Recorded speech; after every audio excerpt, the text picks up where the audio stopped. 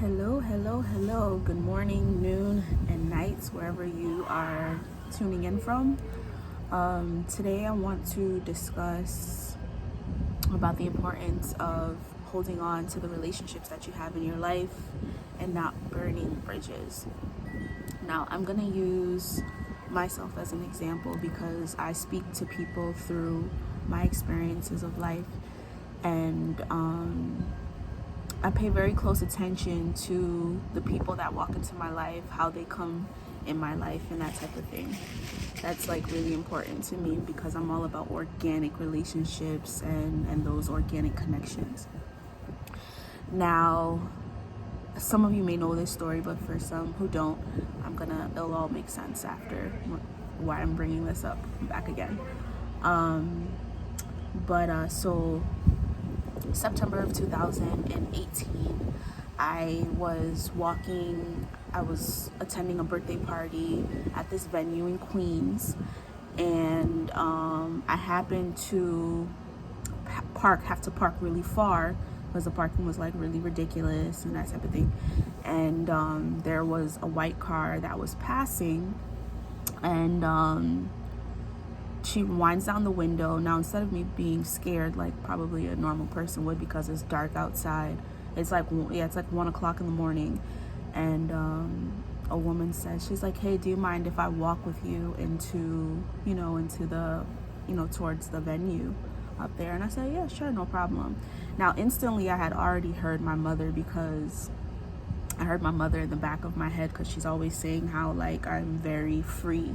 I'm a little too free with my movements, and most times it's because I'm a believer that I'm protected, so I'm okay. I'll always be okay, and I truly believe that.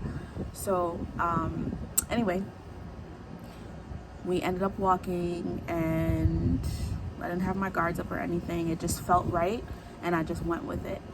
My mom always says, just to make sure, just make sure you're good and stop being so carefree. But so we were talking, we're chatting a little bit, and come to find out she was a hairstylist.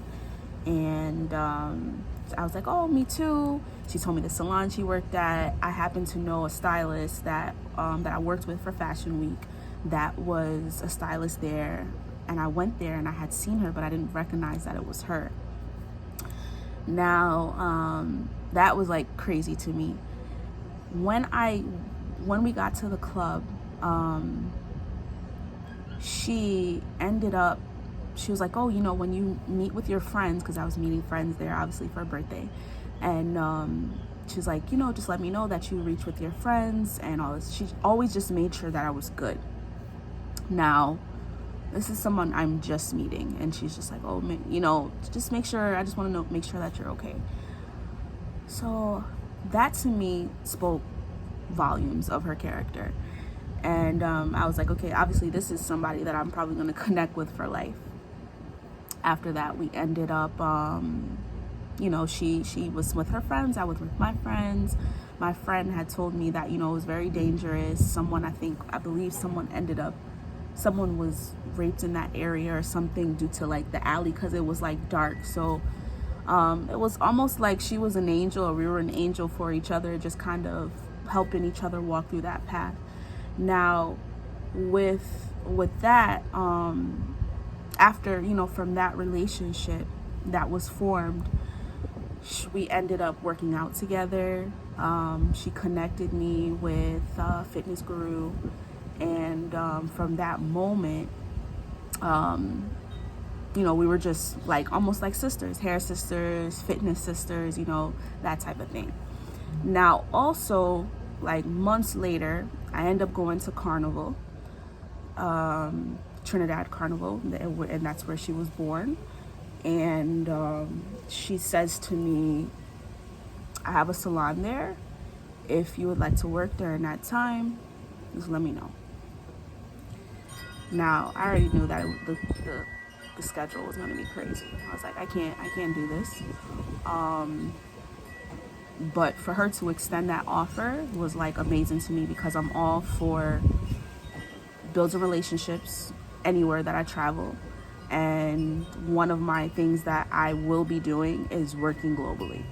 So I was like, this is pretty cool. And that was like super nice of her. And so I was like, wow, it just another wow moment to me. Now, I kept that in my mind, and I ended up traveling to Trinidad a few more times after. And I'm here now during the coronavirus that we're experiencing all over the world. So I ended up traveling here a few more times. I was supposed to visit the salon, wasn't able to visit the salon, didn't get a chance to. Then I connected with her sister. So now my friend has a salon in Queens, and then as well as the one in Trinidad that is owned by, that is operated by her sister. And we connected over social media. I was letting her know that I was going to be here. She spoke with me, and she said, it would be nice. Maybe we can do like a class. What's your strong areas? So we had worked on organizing a updo class for like special occasion hairstyling, weddings, and that type of thing. And it didn't work out just because around the time of it's a very busy time, but obviously it wouldn't have worked out because of what we're experiencing, and we're supposed to be practicing social distancing during this time. So everything happens for a reason. I did end up being able to go to the salon, and she did my sewing for me, and I ended up helping her out that day, which was last Saturday. And the salon is beautiful. It's really nice. Her sister, Ayana's sister, it's called F&A Salon. Now there's one in New York, and then there's one in Trinidad. So yeah, her sister Felicia, beautiful, humbling, calm spirit. Now I'm just like, thank God for aligning me with these kind of people, because I am being very selective with the people that I'm allowing into my life. I'm being very selective with my engagements, very selective with who I want to be in my space. And I just honestly don't care how people feel about it right now, because it needs to feed me in some kind of way. It needs to speak to me in some kind of way. And I'm not saying that I'm not like, oh, I just don't want to be around you or whatever the case may be, but I'm just spending my time I'm choosing to spend my time very wisely. And it's been something that I've been practicing since, I've always been practicing it, but like I've been really hard on myself and very selective with it since last summer. And so yeah, some people might not understand it, but that's okay. That's okay. While I was at the salon, we're going to be working with each other some more during this time, if we're allowed to. They have not shut down the salons and stuff in Trinidad. So I told her as long as she needs my help or anything like that, I am here for her. But that whole circle of life and that connection, it just kind of shows the importance of how you treat people, how you treat strangers. You never know the doors that they can open for you, because I know deep down that those two connections with those two women are bonds that I look forward to having for the rest of my life, just because of who they are as people and how they represent themselves, and and how that it's just a fine example of women uniting and coming together. And I think that during this time of the virus, that a lot of people are realizing the importance of unity. That's so important. I'm so thankful that at a young age I learned and I was conditioned to know the importance of working together, of networking, and how one hand washes the other. And sometimes what you might not be able to do, the next person can do, and you should be able to point them in that direction if you're unable to help them. You know what I mean? It's not that just because you can't do it doesn't mean that you can't help somebody else get it. Too many people are just focused on, you know, they're just too focused on that crab in a barrel mentality. You know what I mean? Like, oh, you know, well, if I don't have it, why must she have it, or he have it, or whatever the case may be.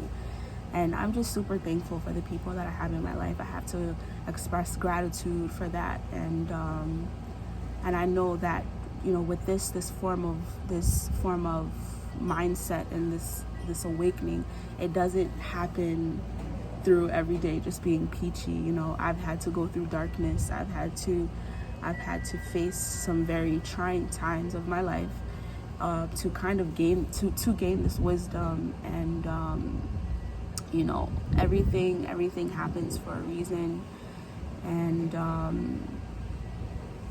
it will eventually make sense. It will eventually make sense.